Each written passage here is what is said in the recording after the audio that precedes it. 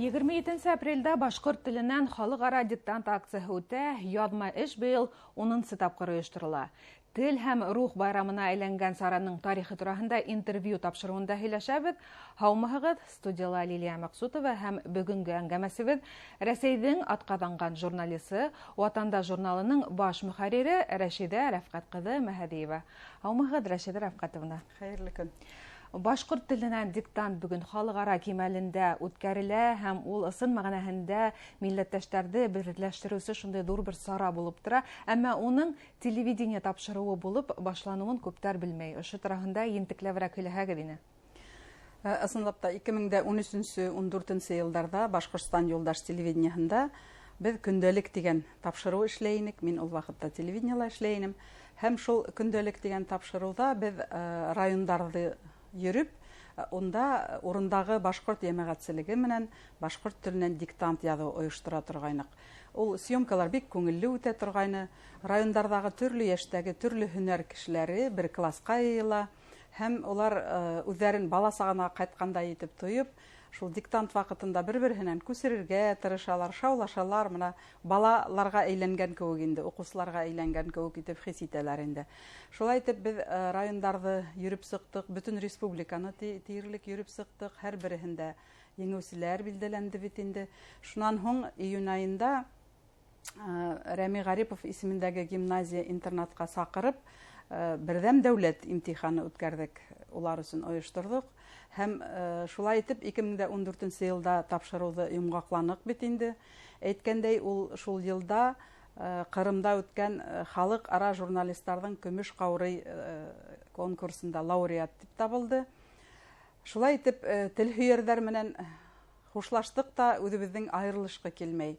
Һәм менә шундай рухлы кешеләр, тел өчен янып, көйеп яшәгән кешеләр бит инде райондарда, төбәктәрдә улар бик күмәк. Һәм башыма шундай уй килде. Райондар менән диктант язып сыктык, республика менән язып караганда нисек булыр икән дип. Чөнки Рәсәйдә 2004 елдан алып рус теленнән тоталь диктант язу бара ине. Әмма милли республикаларда милли тел буенча бер җирдә әле диктант язгандары юк ине. Һәм мин ул вакытта Башкорт дәүләт университетының журналистика кафедраһында укытып та йөрим.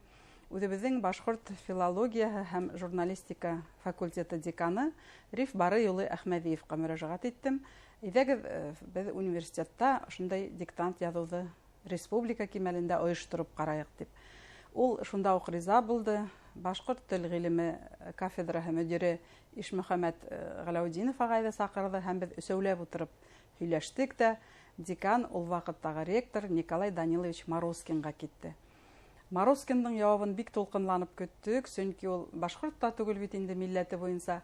Әмма ул күп башкортларга караганда башкортрак булып сыкты. Безнең идеяны бик хуплап каршы алды. Ул гына ла түгел, ул был акцияны факультет көсү менән генә түгел, бөтә университеттың көсү менән үткәрелергә тиеш дип оештыру комитеты булдырылды инде. Онда IT-ишниктар, бүтән хезмәттәр ялеп ителде. Шулай итеп, без беренче диктантка бик ныклы әзерләндек университетта һәм 2015 елда беренче диктант язылды. Ул бик тулкынландыргыс көн булды, чөнки әлеге кебек социаль селтәрләр ул вакытта юк. Игъландарды без гәзиттәргә бирдек, радио, телевидение эфирында булды. Шул игъландарды бирдек тә бик тулкынланып көттек, чөнки катнашучылар килер микән, юк микән, халык нисек кабул итер икән дип. Һәм бик әзерлек эшләрен ныклы гына алып бардык, текст хайланык, оннан һоң диктантты укытырга мин үзем Хөрмәтулла агай Үтәшевте тәкъдим иттем. Оннан башка был рольдә мин беркемдә лә күрмәйнем. Текстты укый башлау булды, онлайн бәйләнеш өҙөлдө лә куйды. Без инде бик хафалана төштек. Әмма айтишниктар, тиз генә егеттәр бәйләнеште көйләне. Бакһаң, онлайн рәвештә диктантка кушылырга теләүчеләр шул хәтлем күп булган, сервер күтәрә алмаган булып сыкты. Бүтән сәбәбе шунда булгач, без инде тагыла һөендек, чөнки ысынлап та халкыбыз бик хуплап, бик куанып каршы алды, дәррәү рәвештә кушылды һәм ысынлап та ул безнең мәдәниятебездә, безнең мәгарифтә шундай матур бер тарихи көн булып истә калды. Һәм тәүге елы шул рәвешле 3500 кеше диктант язган булып сыкты. Телевидениела проект рәвешендә генә барлыкка килгән шундай идея, гомумән милли республикалар арасында беренче булып туган телдә диктант язуга күтәрелгән бит инде. Бuna текстты һайлауга нисек килдегез? Нинди текст үтте иң тәүге диктантта? Текст һайлауга килгәндә тәүге елды ул бөек еңүҙең 70 йыллыгы алдынан ине. Шуға күрә Яныбай Хамматовтың «Башҡорттар китте һуғышҡа» дигән әҫәре буйынса өҙөк алынды. Киләһе йылына Нуғман Мусиндың әҫәре буйынса яҙҙык. 3-нче йылында академик Ғайса Хөсәйеновтың «Әсәм теле, сәсән теле» дигән эссеһы буйынса яҙылды. Уның үҙен аудиторияға саҡырҙык Башҡорт дәүләт университетына. Ул оло йәштә булыуына ҡарамаҫтан килде. Халыҡ уны бик дәррәү алҡышлап ҡаршы алды. Киләһе йылына Мәрйәм апай Бураҡаеваның әҫәренән өҙөк алынды. Тексттар һайлауға килгәндә уның менән ул ваҡытта Башҡорт тел ғилеме кафедраһы уҡытыусылары һәр ваҡытта шөғөлләнде инде. Ул тексттар шулай уҡ патриотизм темаһына арналған, үҙебеҙҙең гражданлыҡ бурыстарыбыҙға ҡағылған, үҙебеҙҙең тәбиғәтебеҙҙе, тыуған төйәгебеҙҙе һаҡлау темаларына арналған тексттарға иғтибар ителә, өҫтөнлөк бирелә, сөнки уларҙың да тәрбиәүи функцияһы булырға тейеш дип ҡарайбыҙ инде. Бөгөн халыҡ-ара диктант башҡорт теленән ысын мәғәнәһендә байрам рәүешле үтә, унда милли кейемдә киләләр, өләсәйҙәр, хатта уҡыусылар, бәләкәстәр, кескәйҙәр ҙә килә бит инде. Ғөмүмән, тәүҙә бер генә текст ҡаралайны, бөгөн 3 текст, ни өсөн 3 текст һайлана һәм кем яуаплы был диктант өсөн? Ысынлап та был диктант 15-нче йылда башланып китте, йылдан-йыл ул үҫә барды. Уға яуаплылык ҙурыраҡ, уның географияһы ла киңәйә барды бит инде. Ради Фәрит улы Хабиров республикаға етәкселеккә килеү менән 2019 йылда булды. Ул 2018-дә килде бит инде. 2019 йылда ул диктант яҙырға килде, аудиторияға килде Башҡорт дәүләт университетына. Һәм инде беҙҙең республикала уға тиклем башҡорт телен яҡлау һәм үҫтереү фонды барлыҡҡа килгәйне. Мына һуңғы йылдарҙа ошо фонд диктант яҙыуҙы ойоштороу менән шөғөлләнә. Һәм ысынлап та 2019 йылдан был акция халыҡ-ара кимәлгә сыҡты. Төрлө илдәрҙә беҙҙең йәшәгән ватандаштар уға ҡушыла. Һәм шулай итеп ысынлап та уның географияһы бик киңәйҙе. Әйтәйек, мына 2022-лә 320 мең тирәһе кеше ҡатнашһа, былтыр 340 мең тирәһе булды инде. Йылдан-йыл ҡатнашыусыларҙың һаны ла арта, география ла киңәйә. Быйыл инде юбилей йылы булғас, 10-нсы тапҡыр уҙғарылғас, уны ойоштороу майҙансыҡтары ла арттырылды. Мәҫәлән, быйыл Тарих, тел һәм әҙәбиәт институтында шулай уҡ ойошторола. Ғөмүмән, уны яҙыуҙы ойоштороу майҙандарына килгәндә, хәҙер ул мәктәптәрҙә, райондарҙа, китапханаларҙа ла ойошторола. Хатта мин уйлайым, бөтөн майҙансыҡтарҙың иҫәбен белеп тә бөтмәйбеҙҙер тип уйлайым. Сөнки музейҙарҙа ла үткәрәләр бит инде. Бында иң минең айырып әйткем килә шуны, Ради Фәрит улы етәкселеккә килгәне бирле, мына беҙ энтузиастар тарафынан башланған эш дәүләт кимәленә күтәрелде. Дәүләт сәйәсәте итеп ҡарала башланы һәм шуға ла был инде берҙән беҙҙең республика етәкселегенең башҡорт теленә булған ихтирамы, иғтибары күрһәткесе булып тора. Һәм шуныһы менән әһәмиәтле, бик мөһим. Һәм мына халыҡ дәррәү ҡушылған әйберҙе республика етәкселеге иғтибар йүнәлтеп, тағы ла көсәйтеп ебәрә икән. Тимәк, беҙ бөтәбеҙ ҙә берҙәм эшләйбеҙ. Был беҙҙең халыҡтың берҙәмлеген дә күрһәтеп тора. Һәм беҙҙең етәкселәрҙең дә шулай уҡ халыҡтың теләктәрен белеп, уға теләктәшлек күрһәтеүен күрһәтеп тора. Бер яҡтан ул белемеңде тикшереүҙә булып тора бит инде, икенсе яҡтан уның әһәмиәте бигерәк тә ҙур. Бына милләттәштәрҙе берләштереүсе, төрлө төбәктәрҙә йәшәгән беҙҙең халыҡты берләштереүсе бер матур сараға әйләнде.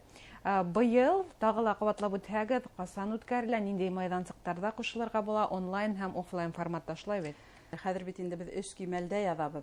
Был мына шулай уҡ акцияның үҫә барыуын күрһәтә. 2019 йылда ул халыҡ-ара кимәлгә сыҡҡаны бирле. Хәҙер башҡорт телен төрлө кимәлдә белеүселәр өсөн төркөмдәргә бүленеп яҙабыҙ бит инде.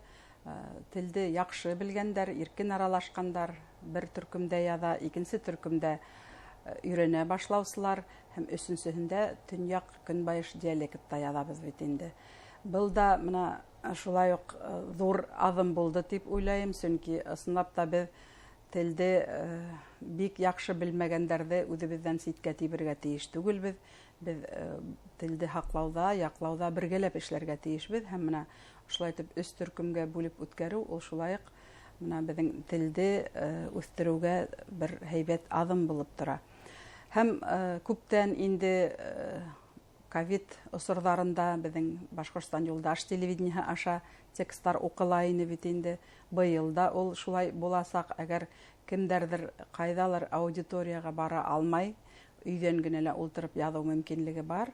Эфирда текстлар шулай ук өсөһөлә укыла, рәхәтләнеп өйдә ултырып кушылырга мөмкин.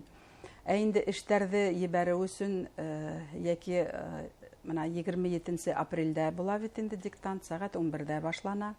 Бүтә аудиторияларда онлайн рәвештә шулай ук бит инде. Эштәрне кайда тикшерергә ебәрергә, буның өчен Башкорт телен яклау һәм һаклау фондының махсус сайты бар. Онда бүтә мәгълүмат була. Уннан һуң инде майдансыктарның шулай ук оештырылган урыннарның сайтлары бар бит инде, уларда ла, әгәр һез унда барып язһагыз, ягъни мәгълүмат хәзер җитерлек, катнашырга теләк кенә булһын һәм шуныһы айрылса кыланыслы, менә 10 ел дип әйтәбез бит инде. Ошо 10 ел исендә ошо акция турында белеп, күреп үскән бер буын үсеп йетте дип әйтергә була. Әйтәйек, 15нче елда бер 5-6 яшьлек бала әсәһенең, атаһының, апайдарының, агайдарының диктант язганын күреп, белеп, уны ул гадәти эш итеп, аңлап үсә, уның аңына һеңә бит инде. Башкорт теленнән шулай итеп язырга кирәк икән, катнашырга кирәк икән дип. Ягъни баланың аңында туган теленә карата ыңгай тәэсираттар халына һәм ошуныһы менән дә ул зур әһәмияткә ия һәм шуныһын да әйтеп китәм, сынап та Рәсәйдә милли республикалар арасында без беренче булдык. Бездән һуң 2016 елда Татарстанда татарча диктант яза башланылар. Шуңа күрә үлгү күрһәткәнбез икән бүтән халыктарга ла.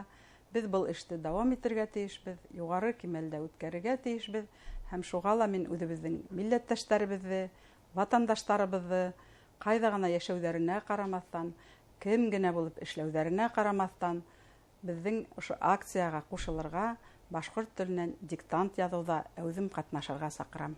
Әңгәмә өчен рәхмәт, Рәшидә Рафкатовна. Хөрмәтле тамашачылар, бүген без башкорт теленнән халыкара диктант турында һөйләштек. Ул 27 апрельдә сәгать 11дә була. Һез дә, хөрмәтле тамашачылар, был саранан ситтә калмагыз.